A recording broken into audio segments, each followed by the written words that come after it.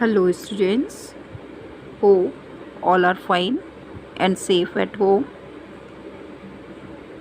So, once again, welcome in our history class. And today we are going to start with Khalji dynasty. Before moving further, let's quickly recap what we have studied in our previous classes. In our previous classes, we have studied about slave dynasty. In slave dynasty, here you can see we have seen about the Kutubuddin Aibak. He was the slave of Muhammad Ghori.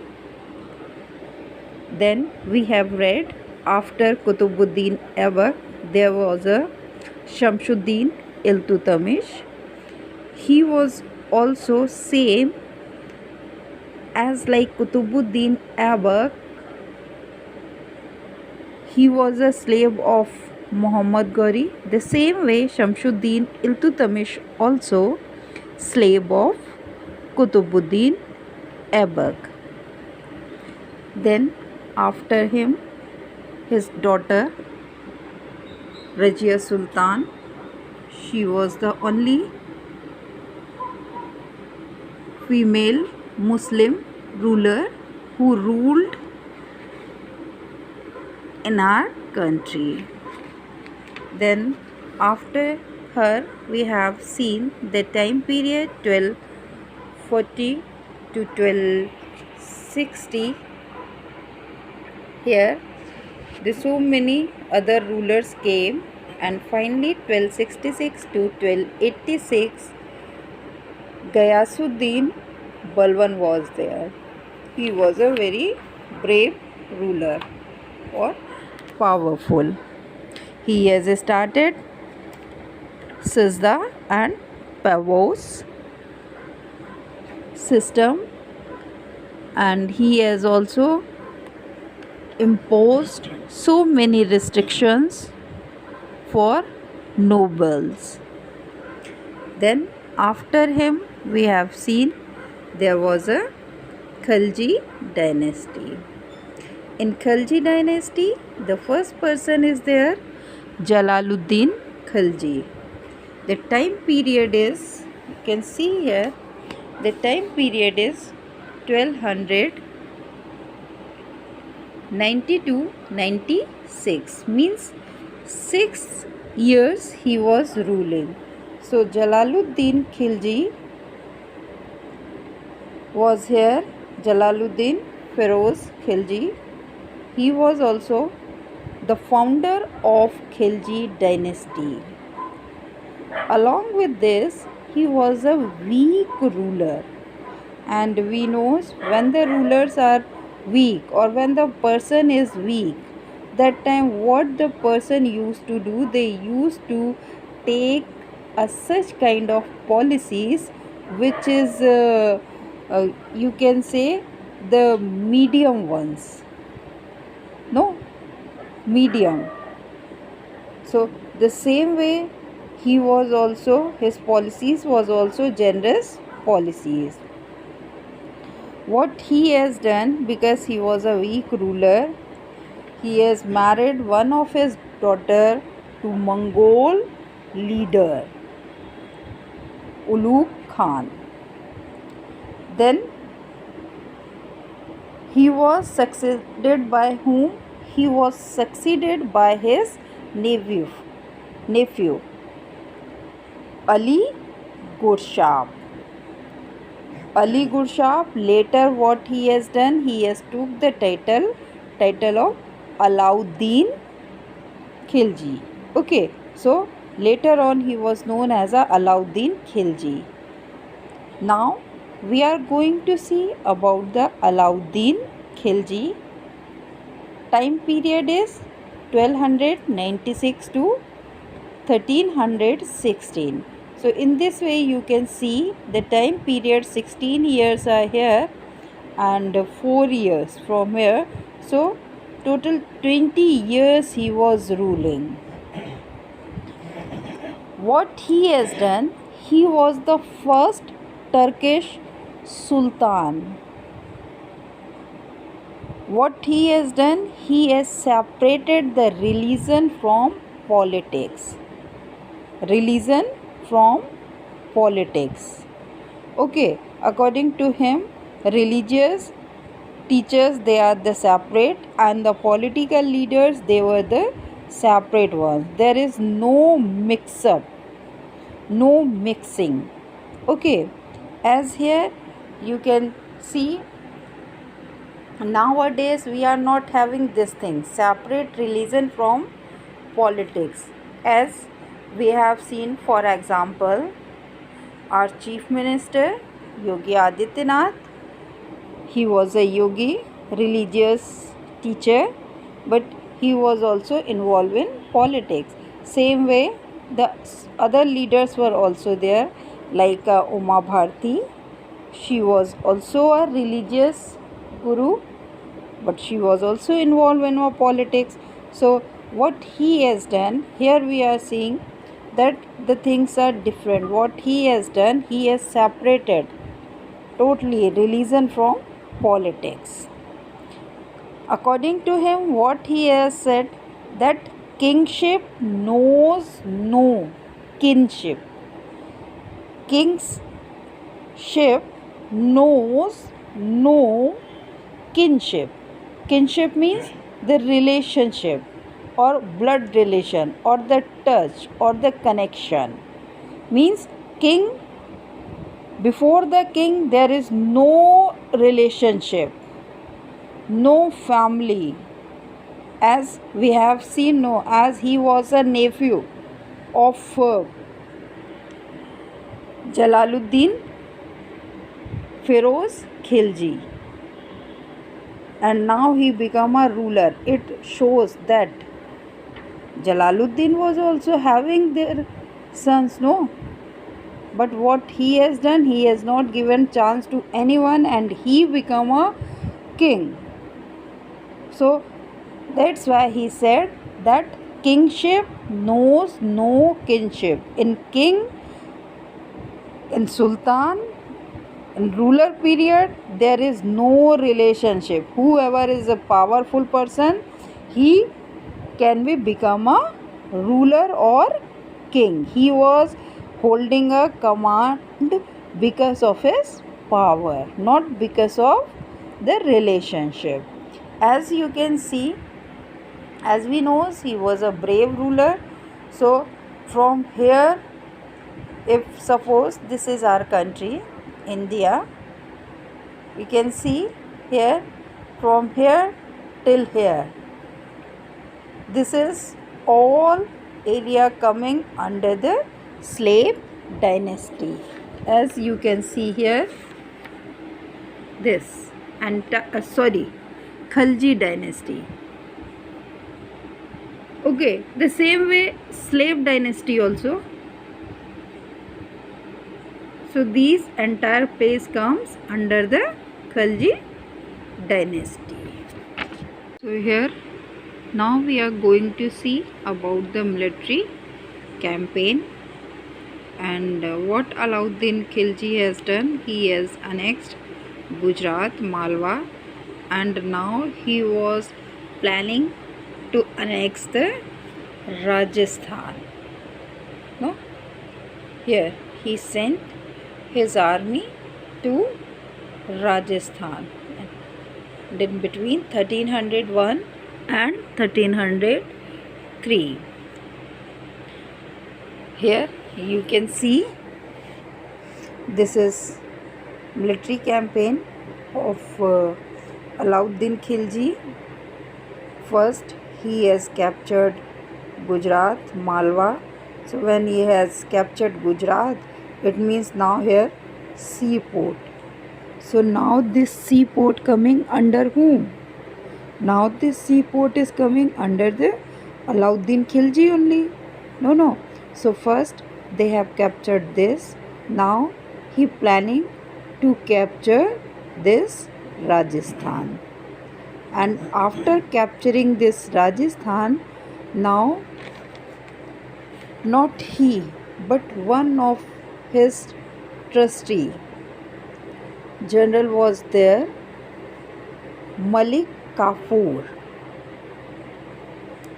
He moved towards the south with capturing this place, Narmada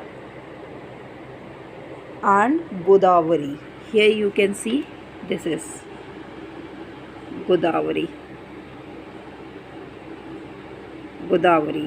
So capturing this place, then he moved here.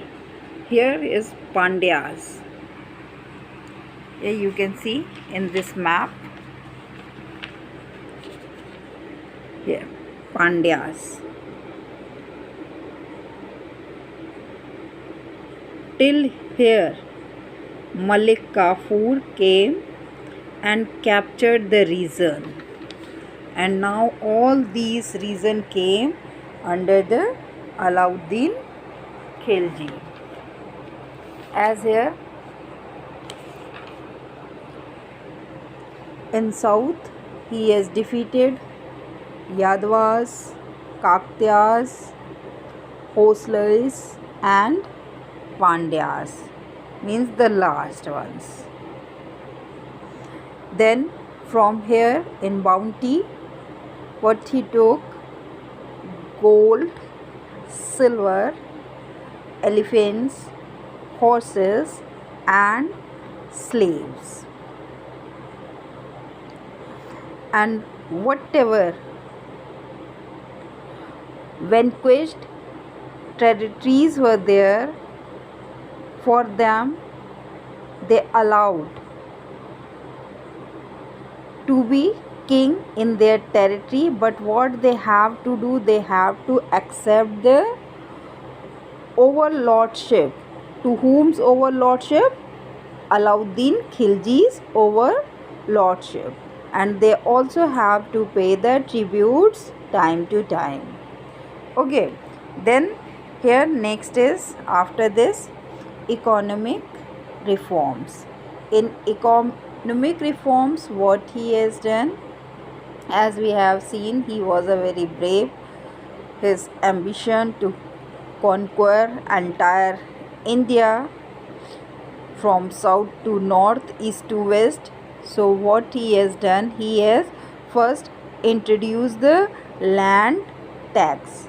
First he has divided the land and introduced the tax according to its fertility. If the land is most fertile, that place they have to pay the more tax. If the land is less fertile, that place they have to pay the less tax.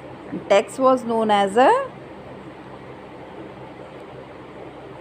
kharaj. Tax was known as a kharaj. Okay, then here what else he has done? He has also introduced one initiated auditing of accounts, means auditing system also he has started, so no one can do the corruption. Then what else he has done? There is no overpricing or no manipulation. If anyone is doing such thing, he was there to receive a punishment from the ruler or from the Alauddin Khilji. Then what else he has introduced? What else he has done? He has also fixed the price, so no one can we do the overpricing. Whatever priced fixed, as we have seen, no, nowadays fixing of the price means like a gold or silver, the price was fixed in an international level. Every day it's going to be changed, so no one is going to beyond that price, all have to follow the same way. Here he has also fixed the price, and he has fixed the price for everything, especially for the commodities those we are using every day. So in this way what happened, the common people can also live a comfort life with lower salary, because he has fixed the price. Then he has also introduced a separate markets as were established for, for food, grains, clothes, horse, fruit, everything. He has established a separate market. Then what else he has introduced? He was also known as a market control policy. He was known as a market control policy maker. Later on, his policies is also going to be adopted by some of the policies. You can read here some of the policies adopted by the Sher Shah, Suri and Akbar. Means this much of powerful policies he made. Then the next, military reform. Here you can see the military reform. So here now what he has done, as the title is here, military reform. Now he has introduced the first permanent standing army. Means he was the sultan, or he was the ruler who has introduced the first permanent standing army. Means earlier what happened, the whenever there was a war, they used to call a army or soldiers or sepoys or youngsters, and when the war was end, the army was dismissed. Then again, if there is a war, then again they need to call the army. Okay, so such kind of system was there. But what he has done, he has started the first permanent standing army in India. He was the person, Alauddin Khilji. Means now the once army started his work, it means now this army is permanent army. Now they are not going to be home, or whenever there is a war, that time no need to call them. Now they are there to live in a particular place. They get proper training, and now whenever war is there, whenever requirement is there, this army will only go. Otherwise what happened, one time one person will go, another time in a house, as earlier 6 7 brothers were there, so next time the father can send the another one. No, like this way. So what, for stopping all these things, what he has done, he has also introduced one system which is known as a chehra and dag. Chehra for each soldier and the dag for good horses. Because what happened, whenever war was there, no, so suppose in a one family 6 7 brothers were there, so one time, as sick in this family, suppose 6 7 brothers were there, horses were there, 4 5 horses were there. So one time they sent this horse and this son. Okay, then again, when again the war is there, the next time what they were doing, now next time they were sending this son and this horse. So now what happened, when they are sending this son and this horse, so here they are the trained one, no, because they have fought earlier also, so they were the trained one. But now what the family members they have done, they have sent the another one, and that time there is no Aadhaar card, no ID proof, no photo system, no, so no one can, no identity proof. So now this is the new one, this is also new one.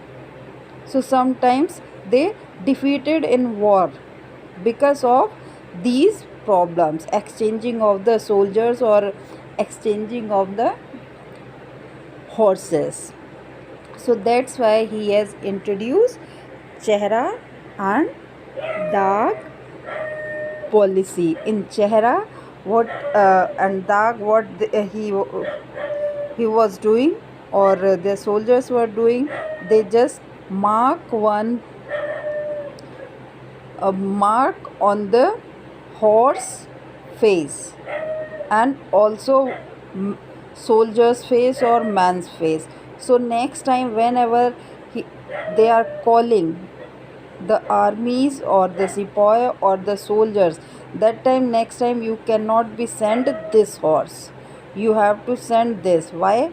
Because he was having a mark on his face, and this soldier or this person is also having mark on his face, on his chehra.